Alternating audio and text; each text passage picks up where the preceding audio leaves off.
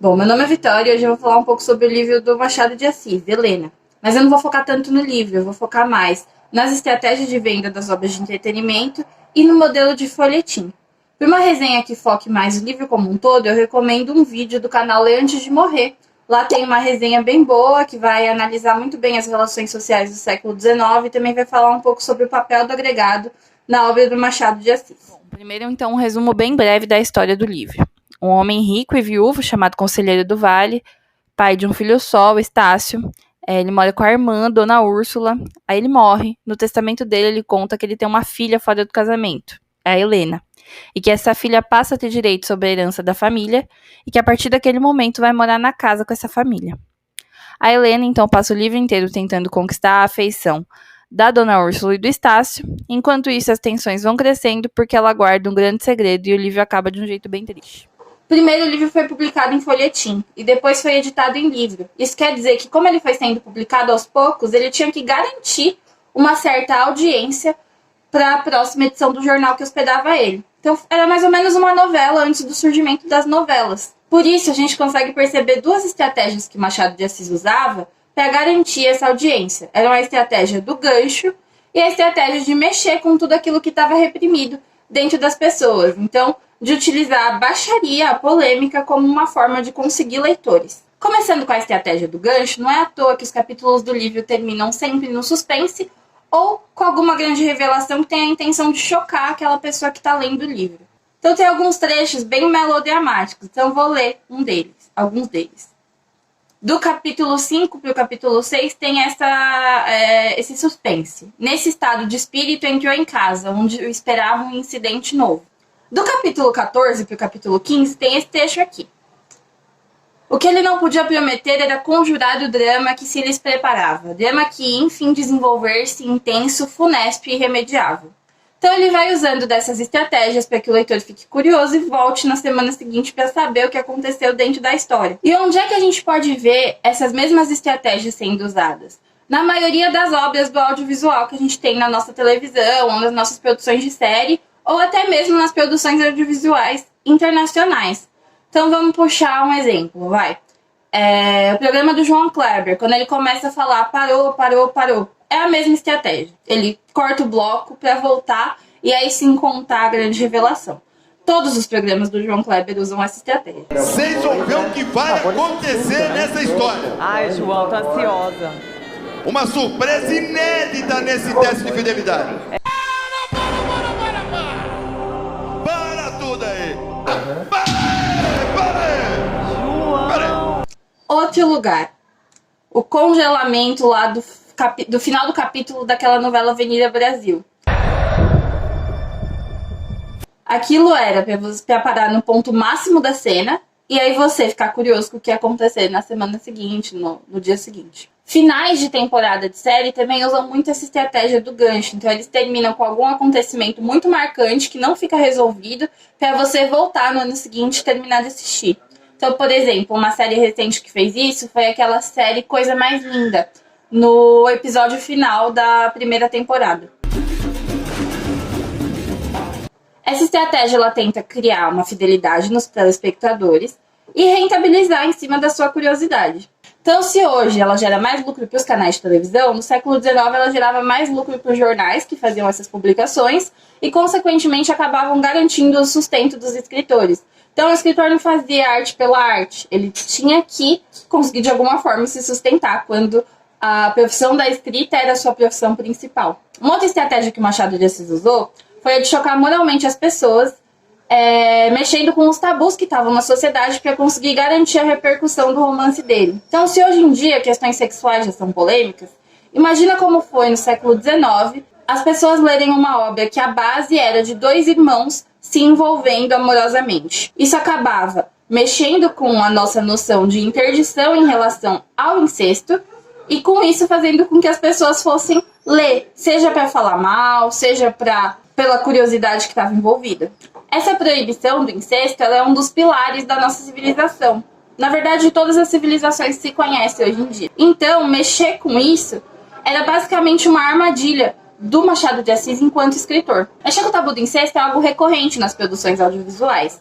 Seja para depois desmentir essa relação incestuosa, fazendo com que os personagens descubram que eles não são irmãos, e aí com que eles possam ficar juntos, ou realmente colocando o incesto na obra para que as pessoas se choquem e vão lá ver. Porque, no fim, dentro de cada um de nós tem aquela tia futriqueira que vai olhar um acidente de carro de perto quando alguém fala que está acontecendo um acidente de carro. Como essa questão é uma questão muito reprimida socialmente, faz parte da nossa construção moral, acaba gerando, mesmo que a gente não admita, uma curiosidade. Então, essas obras acabam fazendo muito sucesso. A lista de obras que tem essa temática é quase infinita. Eu fiz um levantamento rápido e eu consegui achar essas daqui, que vão desde novela da Globo até minissérie, também filme internacional. Então, vou começar com um que é da década de 90, filme Segundo as Intenções.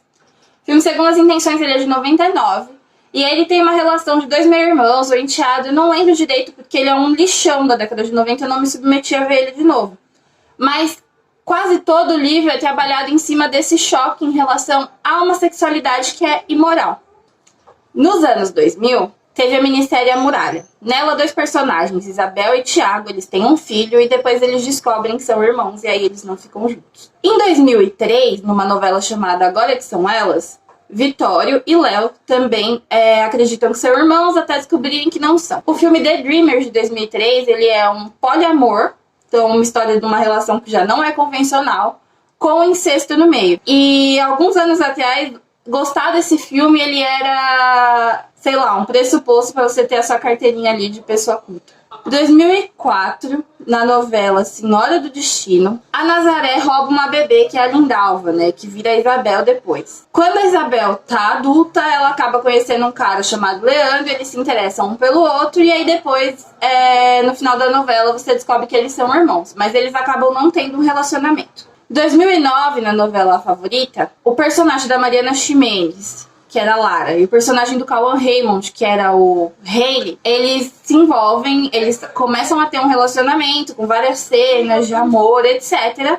E depois eles descobrem que eles são irmãos. Aí é o grande choque, mais pra frente da novela, eles descobrem que, na verdade, eles não são irmãos, que foi tudo um mal entendido. Também em 2009... foi lançado um filme chamado Do Começo ao Fim. Esse filme ele é inteirinho sobre uma relação incestuosa entre dois irmãos. Então eles somam uma relação homossexual com uma relação de incesto. Foi um choque. Todo mundo que foi assistir esse filme, na verdade, foi assistir porque ele era um filme sobre incesto. Em 2009, na novela Viver a Vida, a personagem da Aline Moraes e o personagem do Thiago Lacerda, que é da Luciane e Bruno, eles têm um envolvimento no deserto e tal, aí eles se beijam, e aí depois eles descobrem que eles são irmãos. Em 2010, na novela Tempos Modernos, o personagem da Nelinha e o personagem do Zeca, eles acreditam que são irmãos, então eles não ficam juntos. Quando o cara tá prestes a casar com uma outra moça, ele descobre que na verdade eles não são irmãos, e aí o amor deles pode acontecer. Pensando como estratégias similares são usadas, seja nas produções mais refinadas, nos clássicos que a gente considera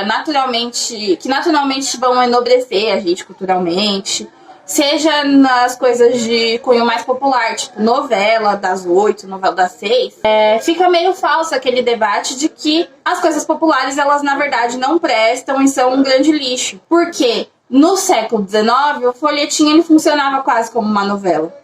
Então, conforme o tempo vai passando, é o tempo que vai decidir, o tempo e os especialistas, né, que vão decidir o que é que vai sobreviver como clássico, como representante importante da sociedade de uma época, dos anseios da sociedade de uma época. E as coisas elas vão sobreviver, seja se destacando como diferente de tudo aquilo que foi produzido naquele momento, seja se destacando por representar um resumo de tudo aquilo que foi produzido naquele momento. E na mídia, qual que foi a ressonância desse livro? Ele foi adaptado para a novela 3 vezes.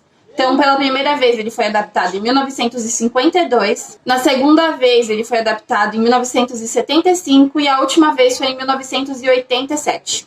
A adaptação de 1952 foi para a TV Paulista e foi feita por um dos mais importantes escritores de novela da Globo, Manuel Carlos. Ele tinha 18 anos na época. Depois disso, nas novelas que ele mesmo criou, ele acabou incorporando o nome Helena e acabou criando quase que uma marca das Helenas do Manuel Carlos. Então, quase toda novela que ele fez tinha uma Helena como protagonista. Receber o papel de Helena era meio que o ponto alto da carreira das mulheres, assim, que eram atrizes da Globo. Então, a lista das Helenas. A Lilian Lemmertz foi a primeira Helena da década de 80. Na década de 90 teve a Maite Proença, depois 2 Helenas da Regina Duarte, depois uma Helena da Vera Fischer. Nos anos 2000 foi a Cristiane Torlone, depois foi a Regina Duarte de novo, e depois, como primeira e única Helena negra, teve a Thaís Araújo, em que ela se relacionava com um personagem bem mais velho, que era o par romântico dela. A última Helena foi a Julia Lemmertz, em 2014. Bom, é isso. Eu tô terminando de ler um livro sobre escravidão urbana chamado Sonhos Africanos e Vivências Ladinas, e eu espero trazer um vídeo em breve sobre ele.